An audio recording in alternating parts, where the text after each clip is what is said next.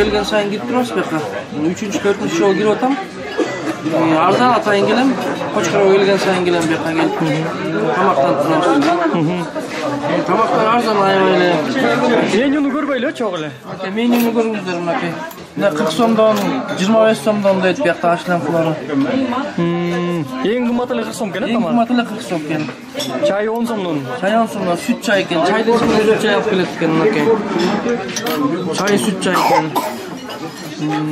Наны домашний, колго жазалган. Дагы эмне десем?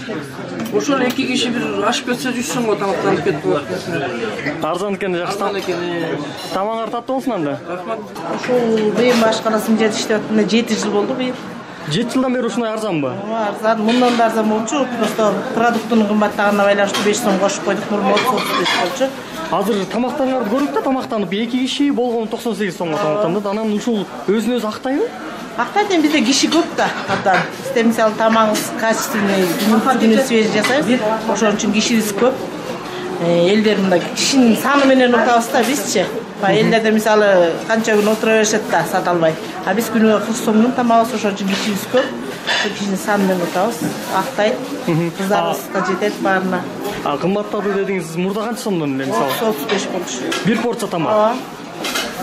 Азыр эми өзүнүн баягы чыгашаларды актап мында пайда чыгып атат да туура? Түшкөнчө иштеп атабыз да. Эми Кудай берерин унутпасын да. Күнүнө канча адам келет болжол менен? Болжолун деле ошо эсептейбиз. 500 тең келсе керек. Анда-санда келгендер таң калат, дети ар кайсы жактан келгендер, Оштон, Бишкектен келгендер, кээ бирөө издеп жүрүп ушул жерде. Элден угуп алып издеп келип, мелдешип келип ичип кеткендер бар.